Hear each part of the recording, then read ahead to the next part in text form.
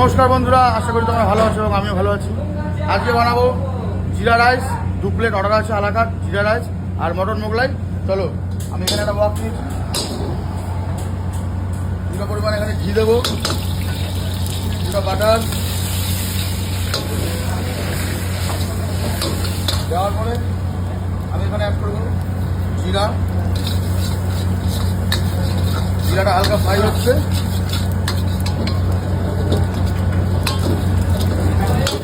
হয়ে গেছে জিরা, আমি এখন অ্যাড করবো এখানে 2 প্লেট রাইস।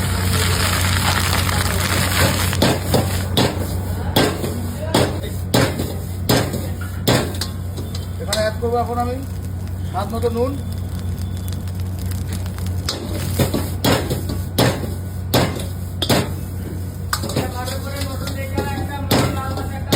এখানে অ্যাড করবো আমি কিছুটা কোরিয়ান্ডার লিভস। জিরা রাইস কিন্তু অলমোস্ট ডান। সামান্য বাটার আমি এখানে দিয়ে দিলাম। জিরা রাইস হয়ে গেছে, চলো পিক আপ করাই।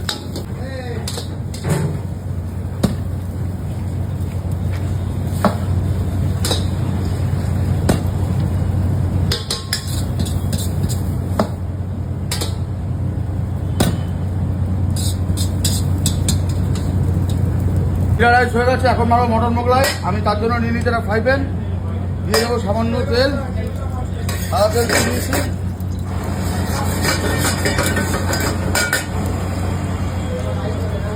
অ্যাড করবো chop onion, green chilli chop, garlic chop, সাথে করে নেবো মটন মোগলাই, আমাদের বোনলেস মটন যায়।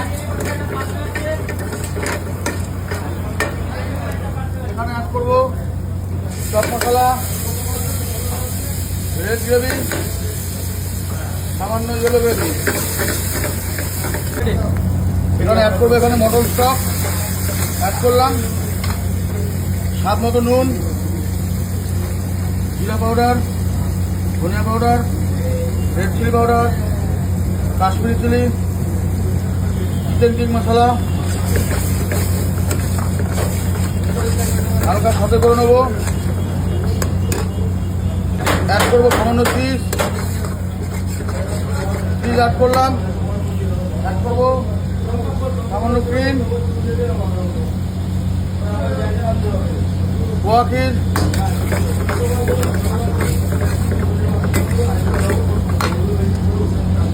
আর একখানা ফেটিয়ে রেখেছিলাম ডিমটা আমি এখানে অ্যাড করে দেবো, কাঁচা ডিমটা। আর গ্যাসের ফ্লেমটা একটু বাড়িয়ে দেবো।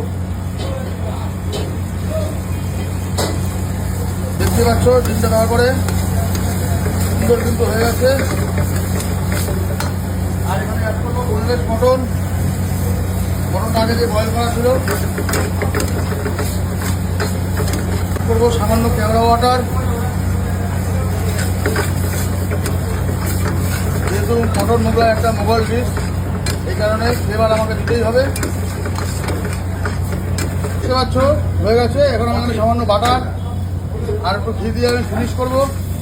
চলো পিক আপ করাই, মটন মোগলাই রেডি।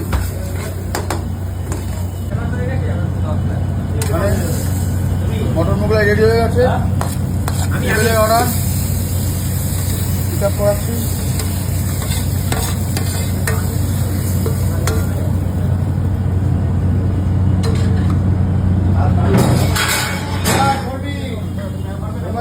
দেখতে পাচ্ছ মটন মোগলাই রেডি। আমি ওপরে চিজ দিয়ে গার্নিশ করে দিয়েছি। এটা এবার টেবিলে যাওয়ার জন্য প্রস্তুত হয়ে গেছে।